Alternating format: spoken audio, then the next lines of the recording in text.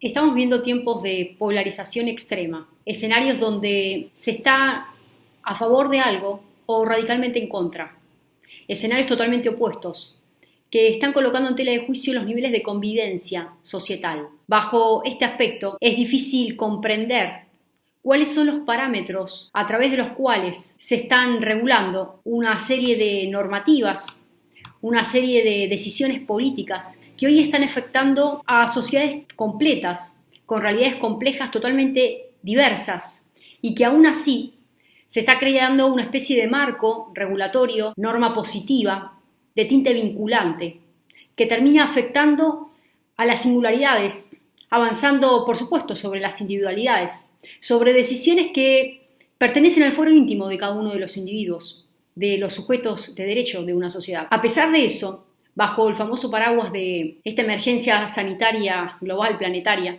que tendríamos que estar muchísimo tiempo dedicándole un análisis minucioso acerca de su génesis, si existe una salida concreta, si existe una especie de reinvención permanente, cuáles son los mecanismos de utilización política de todo esto. Hay que comprender el por qué hoy llegamos a permitir los niveles de gobernanza global.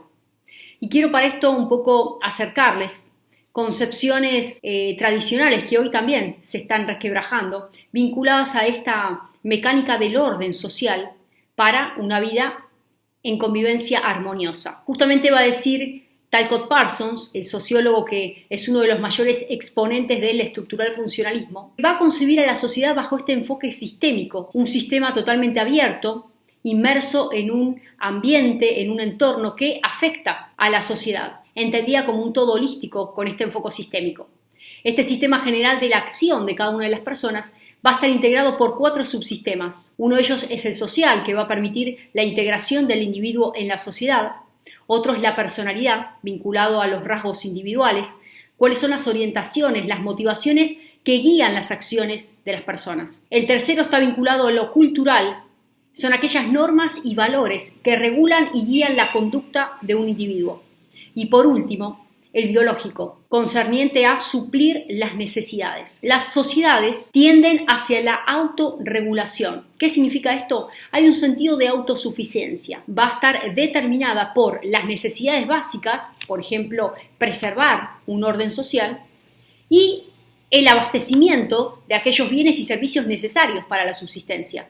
Por supuesto, la educación como parámetro fundamental para lograr esta sociabilización. Ahora, ¿qué sucede cuando esta armonía que se pretende entre estos 4 subsistemas, recordemos, el social, la personalidad, lo cultural y el biológico, empiezan a entrar en una especie de cortocircuito? Encuentra no un mecanismo de autorregulación natural a partir de la autosubsistencia que va a encontrar la propia sociedad, e interviene el sistema político. Pero el sistema político, lejos de estar regulando esta mecánica, donde por supuesto también existe un sistema económico, un sistema educativo, un sistema laboral y una serie de actores fundamentales que propulsan la convivencia y la armonía en todo social. Cuando el sistema político, lejos de estar facilitando, de trabajar en una especie de facilitador y articulador de cada uno de los sistemas y de responder frente a ese cúmulo de demandas que ingresan y de apetencias sociales, coloca vallas y de alguna manera comienza poco a poco a permear, a modelar de una manera muy reticulada, muy minuciosa, limitaciones a la esfera natural de acción de cada uno de esos subsistemas que operan en un todo de armonía para la convivencia social. Y ahí estoy hablando de un sistema político totalmente avasallante, manipulador, estratega. Esta lógica está vinculada al globalismo. Tiene como pivot necesario para naturalizar su funcionamiento el pacto. Y ya no estamos hablando de un pacto social voluntario, donde existe discernimiento, donde existe intención, donde existe, por supuesto, una antesala libre albedrío, y hay un pacto genuino entre el gobernante y el gobernado. Este escenario de armonía, de vinculación entre el sistema social y el sistema político, se ve resquebrajado a partir de un nuevo escenario que se abre, y es el temor. Hoy la clase política gobernante está utilizando el temor como una estrategia clave y táctica para fortalecer cada una de las medidas que se vienen tomando y lograr la legitimidad, esa creencia de validez necesaria para encontrar el escenario totalmente claro, totalmente allanado, frente a una serie de medidas que por supuesto rozan la legalidad. Y cuando hablamos de rozan la legalidad, literalmente son medidas que colisionan con el andamiaje normativo, ¿sí? Una Constitución Nacional, una Carta Magna, cuáles son aquellos principios, valores fundacionales sobre los cuales se han levantado hitos históricos que hoy por hoy son los patrones de convivencia que requiere una sociedad. Esa norma fundamental, garantía suficiente y necesaria para poder hacer valer cada uno de los derechos de los individuos en una sociedad que hoy está totalmente resquebrajada y ha encontrado, insisto, en el temor, este monstruo político, el avance desaforado de las individualidades. ¿Qué sucede cuando se avanza sobre un terreno moralmente condenable? ¿Es fácil o difícil retroceder? ¿Es posible volver reprochable algo que se consideró primariamente vulnerable y a partir de esa vulnerabilidad aparece la noción de paternalismo? Y ese paternalismo lleva consigo una naturaleza jurídica vinculada a la confiscación. Se confisca y se apropia aquello que realmente supuestamente se declara una especie de utilidad pública, ¿no? Y pareciera que hoy la vida de los sujetos de derecho, casi prácticamente objetos de la información, se ha confiscado. Hay una confiscación almática, hay una apropiación de las libertades individuales. Y eso es lo que está sucediendo, no solamente en Hispanoamérica, sino a lo largo y ancho del globo. Y quiero rescatar lo que ha sucedido en estos días. En la Unión Europea ya se está aprobando un certificado sanitario que va a permitir la movilidad en cada uno de los 27 Estados miembros y también disponible para los países del espacio Schengen, no pertenecientes a la Unión Europea, el famoso certificado digital verde, una especie de rastrillaje en torno a quién está o no siguiendo los parámetros establecidos, recordemos, por el marco de Naciones Unidas. Esas Naciones Unidas que hoy están estipulados quiénes y cómo tienen que actuar de tal o cual manera. ¿Puede mi país, va a decir parte de los países de Europa, dar la negativa? Y la respuesta es no. Este certificado va a formalizarse con la aprobación de un reglamento de la Unión Europea. Se torna en un acto legislativo vinculante. Por supuesto hay una especie de desesperación en torno a activar los mecanismos de viaje, de turismo, en una Unión Europea totalmente paralizada. Recordemos que prácticamente ya se está llevando a cabo este segundo verano de este escenario de emergencia global, donde Europa necesita reactivar su economía, la economía interna. Pero esta disquisición que se va a hacer en torno a quiénes son portadores o no de este pasaporte sanitario detalla el avance hacia las libertades individuales, hacia el cuerpo humano, porque el cuerpo humano, lejos de ser algo perteneciente a la esfera íntima, pasó a ser colectivo.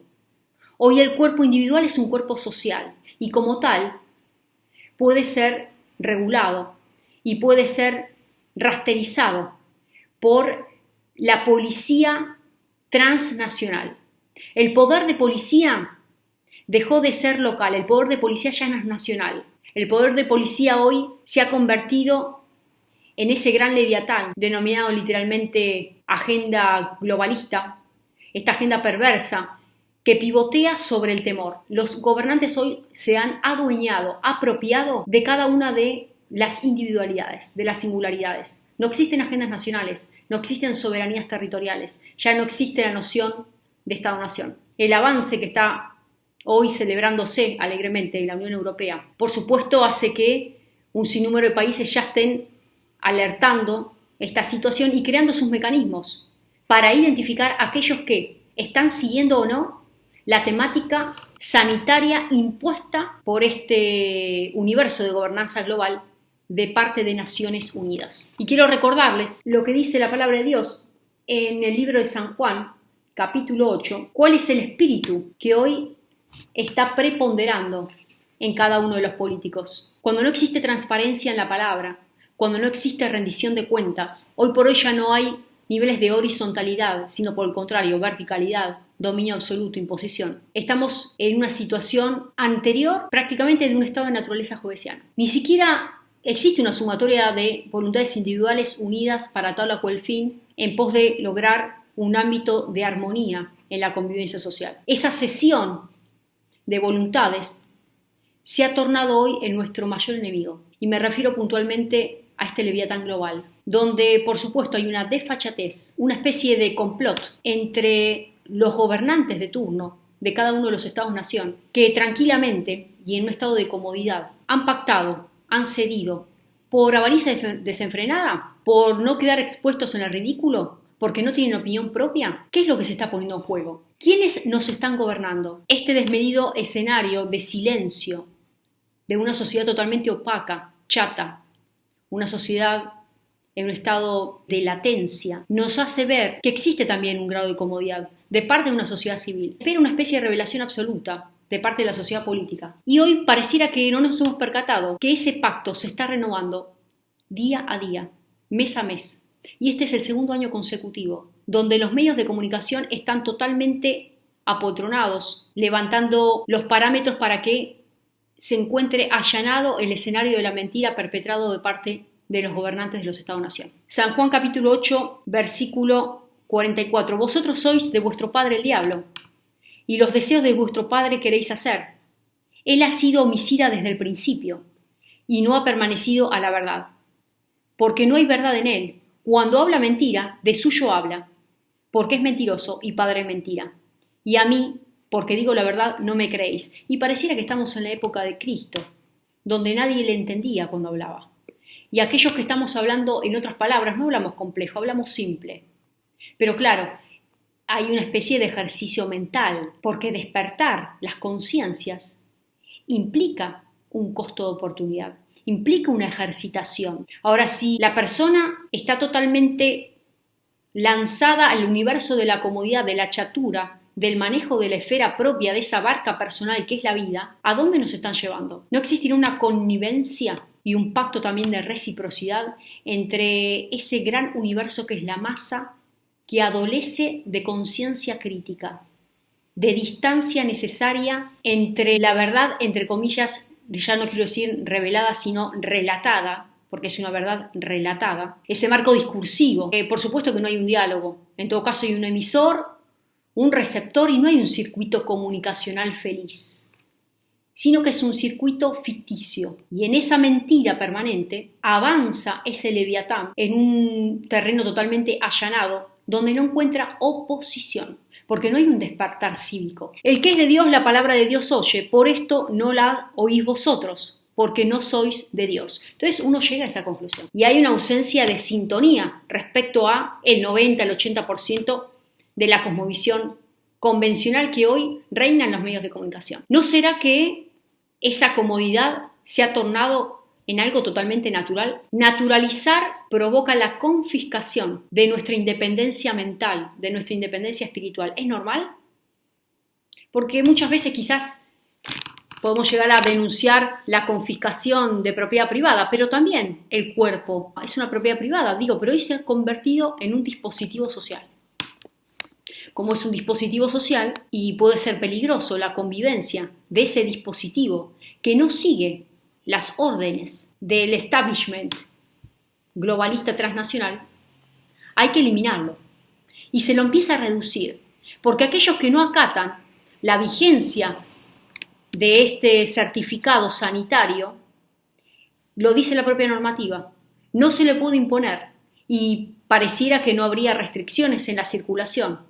Y no es así, porque ya hay países que han determinado el hecho de que carecer de ese certificado impediría el ingreso de un extranjero hacia ese país.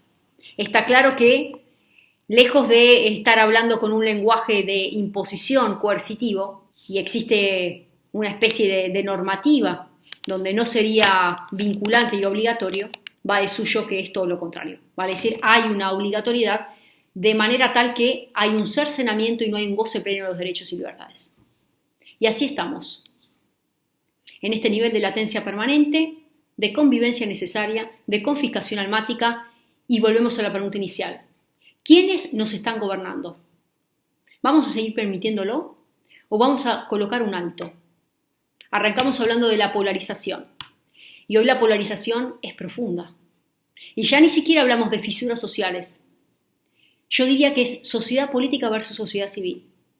Y dentro de la sociedad civil hay sociedad civil también enfrentada, porque hay clivajes, hay fisuras que representan estamentos, demandas específicas, nichos. Esa radicalización y esa oposición que se ve en el seno de la sociedad también explica cómo se va nutriendo y profundizando el avance de este monstruo leviatán político que permite justamente la impericia, la negligencia, de la ausencia de una agenda clara para responder a esas fisuras sociales y la importación de una agenda foránea. Es tiempo de que nos percatemos quiénes nos están gobernando, qué es lo que pretenden de nosotros y, por supuesto, dejar de ser cómplices necesarios, porque de esa complicidad existe una corresponsabilidad. Hay un autor intelectual, clase política, pero también hay una autoría material, toda vez que prestamos nuestro cuerpo y lo tornamos en cuerpo social. Cuando avalamos el avance descomunal de esta agenda que se ha apropiado de lo más sagrado que tenemos, nuestra vida, nuestra libertad. No permitamos que avancen también sobre nuestro espíritu, nuestra conciencia almática, porque ahí sí se cumplirá la palabra, padre de mentira.